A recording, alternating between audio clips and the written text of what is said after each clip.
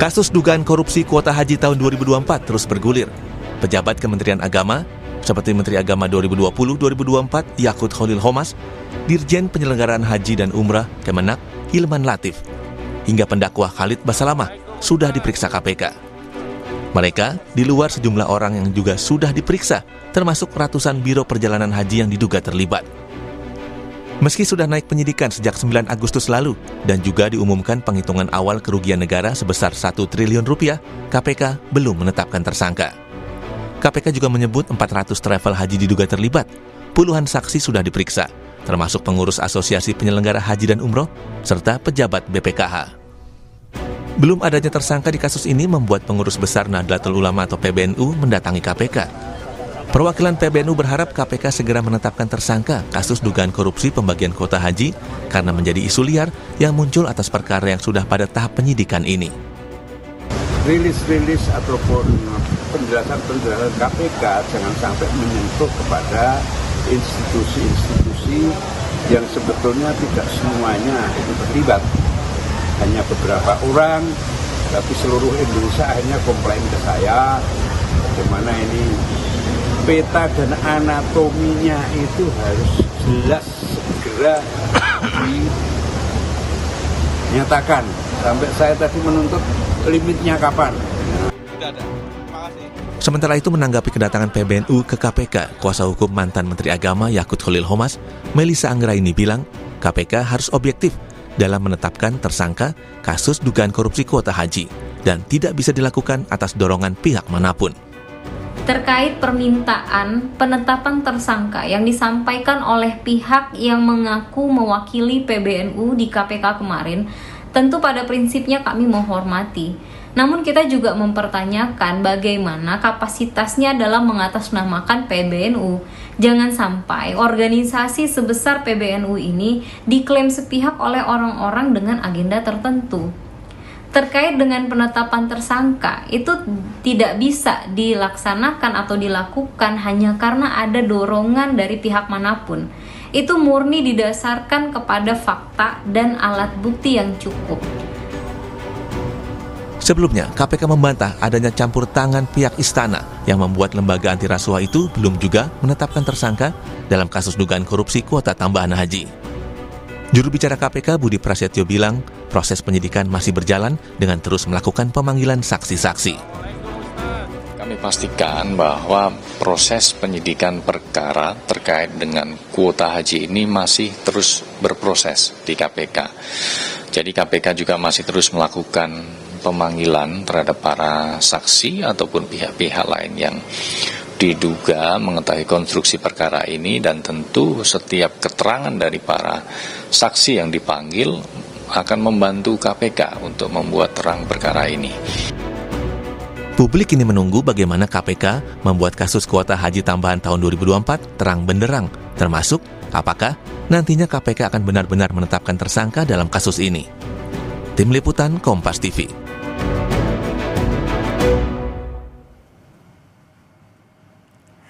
Kasus dugaan korupsi kuota haji 2024 terus bergulir, saudara. Sudah naik penyidikan sejak awal Agustus lalu, hingga kini KPK belum menetapkan tersangka.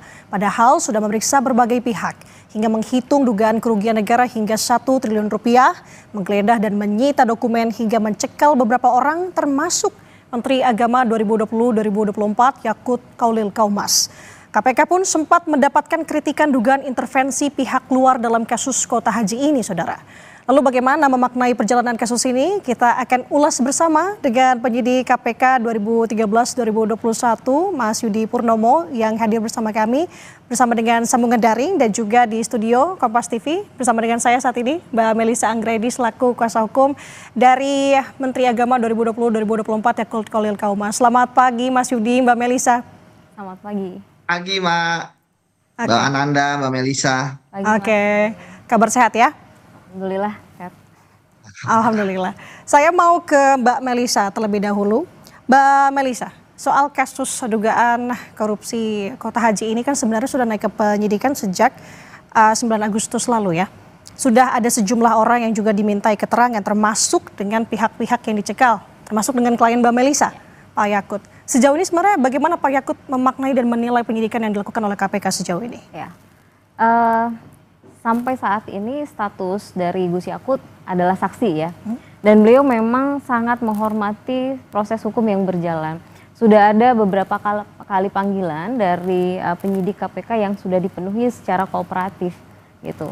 Sehingga beliau tentu saja akan terus kooperatif memberikan keterangan terkait dengan kebijakan yang selalu disampaikan dalam pengambilan kebijakan pada saat menjabat sebagai Kementerian Agama.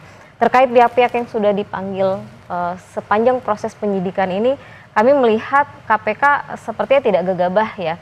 Dia terus memanggil berbagai pihak untuk mengumpulkan informasi agar menjadi terang perkara ini. Sehingga kita terus mendorong upaya yang dilakukan oleh KPK sampai saat ini.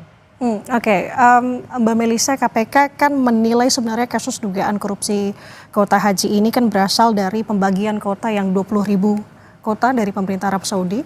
Kemudian ini tidak selaras dengan peraturan yang saya sebutkan pasal 64 ayat 2 Undang-Undang Nomor 8 tahun 2019 tentang penyelenggaraan ibadah haji dan umroh untuk pembagian kota reguler dan juga kota khusus begitu. Kalau dari Mbak Melisa, dari pihak Pak Yakut bagaimana? Jadi perlu kita pahami dulu ya Mbak, bahwa di dalam Undang-Undang Nomor 8 tahun 2019 itu sebenarnya sudah diatur terkait ada kuota pokok dan ada kuota tambahan. Nah, di dalam kuota pokok itu diatur di dalam pasal 8 dan pasal 64 yang ada skema 8% untuk haji khusus. Mengapa? Karena di dalam kuota pokok ini sifatnya pasti. Setiap tahun kita selalu dapat 221.000 jamaah yang sudah ditentukan oleh Organisasi Kerjasama Islam atau OKI. Sifatnya pokok dan itulah yang disebut dengan kuota haji Indonesia. Nah, ketika ada kuota tambahan maka ada pasal 9 yang memang tidak muncul sampai saat ini. Kenapa? Pasal 9 inilah satu-satunya diksi yang mengatur terkait kuota tambahan.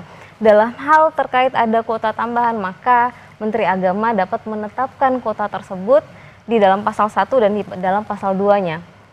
Sehingga dia tentu tidak mengikuti kepada skema pasal 64, di mana sifat dari kuota tambahan ini adalah insidentil, dan biasanya baru diperoleh dari Saudi menjelang keberangkatan, gitu. Dan sudah diberikan oleh Undang-Undang Nomor 8 Tahun 2019 kewenangan atribusi kepada Menteri Agama untuk melihat dari pertimbangan teknis, dari situasi, wilayah, kapasitas, bagaimana menentukan dan skema mana yang terbaik. Nah, mungkin perlu diingat juga Mbak, pada saat kuota ini baru wacana diberikan oleh Saudi, di bulan Desember 2023 diundanglah oleh Saudi untuk dilakukan simulasi. Nah, di simulasi itu semua negara ya yang mendapatkan kuota untuk mengetahui bagaimana penempatan jamaah. Karena jelas wilayah Indonesia untuk haji reguler hanya mendapatkan 17 hektar setelah dipotong dengan lorong evakuasi dan lain sebagainya.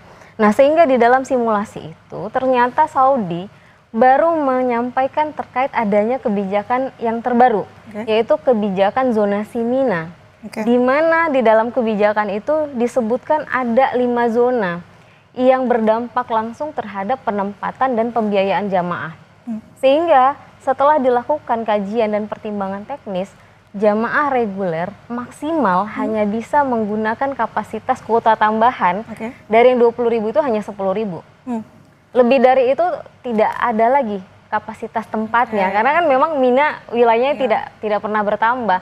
Nah, sehingga setelah simulasi itu dilakukan, dituangkanlah di dalam MOU bersama dengan Saudi, di mana di dalam MOU itu dicantumkan terkait adanya skema 50-50, sehingga pertimbangan untuk memutuskan adanya kebijakan pembagian kuota 50-50 itu ada landasan hukumnya, ada pertimbangan teknis, dan itu tentu demi keselamatan jamaah.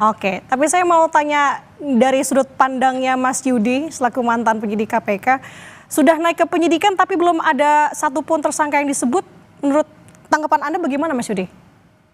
Ya, tentu bagi saya ini suatu hal yang sangat memprihatinkan ya bagi kerja-kerja KPK yang selama ini kita tahu bahwa KPK semenjak dari adanya pengaduan masyarakat, kemudian sampai ke penyelidikan, itu kan benar-benar sudah firm ya siapa yang akan menjadi calon tersangka atau yang menjadi TO lah, yang kemudian nanti akan dipindalam di tingkat penyelidikan, sehingga ketika naik ke penyidikan ya itu sudah ada nama tersangkanya karena bukti permulaan sudah cukup untuk didapatkan. Namun kemudian oke lah ketika KPK menempuh jalur memutar ya dari penyelidikan naik ke penyidikan tanpa ada nama tersangka, saya pikir seharusnya sudah ada putusan siapa yang akan tetapkan tersangka dalam waktu 2 minggu apa 3 minggu ya setelah penyidikan naik, karena kan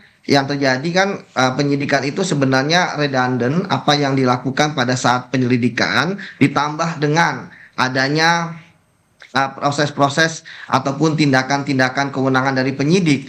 Saya melihat sudah kaya sekali ya barang bukti yang dimiliki oleh KPK. Nah, sekarang tinggal ya KPK menentukan siapa penyelenggara negara ya yang akan menjadi tersangka. Dan kalau kita melihat bahwa kalau sebelumnya ketika KPK menetapkan tersangka dalam penyidikan sudah ada nama tersangka, kemudian dilakukan pencekalan, ya pencekalan dilakukan terhadap 2 ya, tersangka dan saksi gitu ya. Nah sekarang ada saksi 3 ya yang dicekal gitu ya.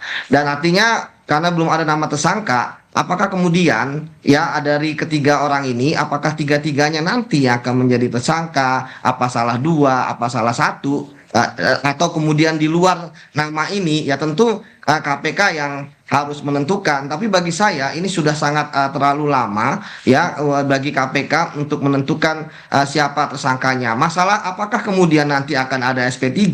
Saya pikir syarat SP3 itu sudah tidak bisa terpenuhi karena pertama waktunya kan masih panjang 2 tahun, dan kemudian tadi saya katakan barang buktinya kan sangat melimpah ya yang dimiliki KPK, mulai dari adanya yang mengembalikan uang, adanya rumah ya kan, kemudian juga saksi-saksi sudah diperiksa. Jadi bagi saya apakah ada sesuatu atau momentum yang ditunggu oleh KPK untuk menetapkan tersangka? Tapi bagi saya menetapkan tersangka itu bukan sekedar momentum ya, tetapi alat bukti yang cukup seperti itu, Mbak. Jadi sekali lagi ya tentu sangat mengecewakan ketika KPK hampir 2 bulan ini belum dapat menentukan siapa yang menjadi tersangkanya. Padahal sebenarnya dari penyelidikan sebenarnya teman-teman penyelidik pasti sudah tahu ya kemana arah ini, apalagi teman-teman penyidik ya tentu kan timnya berbeda ya, tetapi mereka sudah mengikuti dari proses penyelidikan seperti itu, Mbak Nanda. Oke, Mas Yudi mengaku kecewa karena sudah 2 bulan masih belum ada nama yang ditetapkan sebagai tersangka. Tapi kayak saya kembali lagi ke Mbak Melisa di sini, Mbak, ada unsur elemen masyarakat begitu ya yang mendorong KPK untuk sesegera mungkin bisa mengungkapkan siapa tersangkanya terkait dengan kasus ini. Tapi kalau dari sudut pandang Mbak Melisa mewakili Pak Yakut seperti apa? Ya tentu setiap pandangan dari elemen masyarakat kita hargai sebagai hak warga negara ya. Tapi bahwa penetapan tersangka tentu basisnya adalah fakta dan alat bukti yang cukup. Sejauh ini kita melihat KPK tidak mau gegabah untuk menentukan karena pertanggungjawabannya jelas ini. Penegakan hukum kan juga harus diimbangi dengan berkeadilan ya, sehingga penggalian fakta yang cukup komprehensif yang dilakukan oleh KPK itu mungkin dalam rangka memenuhi unsur-unsur yang harus ada, sehingga penekanan atau dorongan dari elemen masyarakat itu tidak bisa mengganggu independensi dari KPK itu sendiri. Jadi menurut kami KPK hari ini berupaya untuk tetap objektif, untuk tetap memastikan fakta-fakta terpenuhi, relevan dari semua yang terungkap, meskipun yang tadi Mas Yudi sampaikan sudah ada pengembalian dari pihak-pihak tertentu, sudah ada yang disita, sudah terlihat sepertinya wilayahnya ada di apakah di pungli atau suap atau gratifikasi. Kita pada dasarnya mendukung upaya-upaya KPK mengungkap itu semua. Tapi balik lagi, tentu perlu dipisahkan antara kebijakan dari pengambil keputusan yaitu pejabat negaranya dengan tindakan kriminal oknum tertentu. Karena yang bergulir di masyarakat bahwa kebijakan itu diambil melanggar hukum.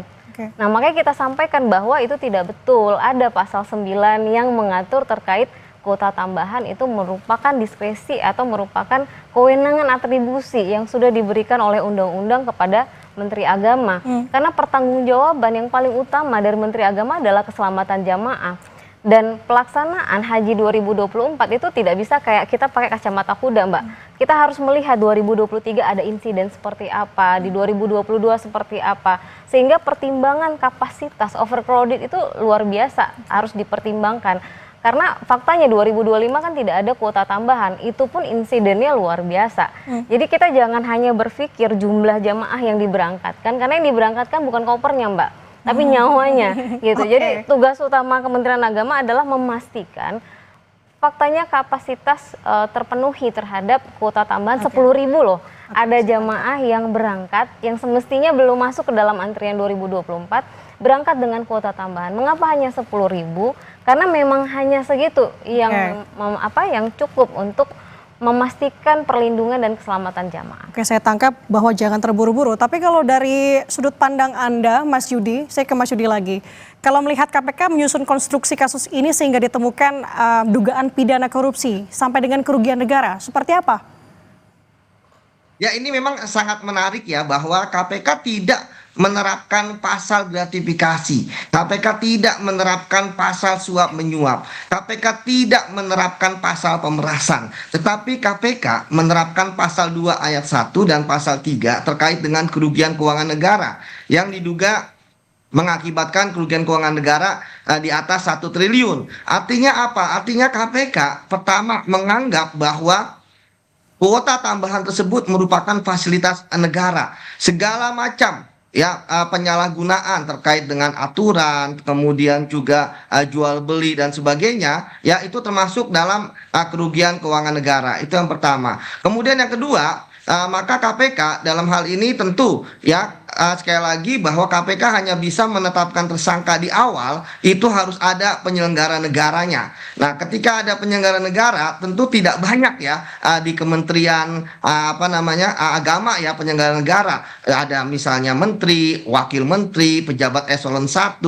staf sus gitu ya. Kemudian pejabat lainnya yang disetarakan dengan penyelenggara negara. Artinya ini sebenarnya sangat-sangat sedikit ruangnya. Kemudian yang menarik adalah bagaimana terkait tadi kewenangan. Di dalam pasal 2 ayat 1 dan pasal 3 itu memang ada yang namanya kewenangan, di mana tadi sebenarnya sudah dijelaskan oleh Mbak Melisa terkait dengan tanggapan-tanggapan terkait dengan misalnya perbuatan Menteri Agama yang kemudian dijabarkan seperti itu. Nah, tapi sekali lagi saya mungkin melihat bahwa ketika KPK kemudian menaikkan pasal 2 ayat 1 pasal 3, tentu KPK juga mempunyai argumentasi sendiri terkait dengan apakah boleh 50-50 misalnya. Kemudian juga terkait dengan bagaimana. Jadi saya pikir memang ini sangat pelik kasusnya, tetapi sangat sederhana untuk mengungkapnya, karena bagi saya KPK tentu sudah mendapatkan hulunya, kemudian hilirnya juga sudah diungkap, tetapi sekarang bagaimana tersangkanya ini yang belum didapatkan. Bagi saya sebenarnya 2 alat bukti yang cukup bagi KPK sebenarnya sudah didapatkan. Tapi sekali lagi ada pertanyaan di benak saya, apakah memang menunggu momentum? Karena memang kalau kita bicara mengenai KPK menetapkan status tersangka, ini kan kita bukan hanya bicara mengenai KUHP bahwa penyidikan nanti di akhir gitu penetapan tersangkanya, tapi kita juga bicara mengenai undang-undang KPK bahwa di awal seharusnya KPK sudah menetapkan tersangkanya. Oke, itu jadi pertanyaan bersama sebenarnya, apakah ini menjadi menunggu momentum. Saya mau kembali lagi ke Mbak Melisa.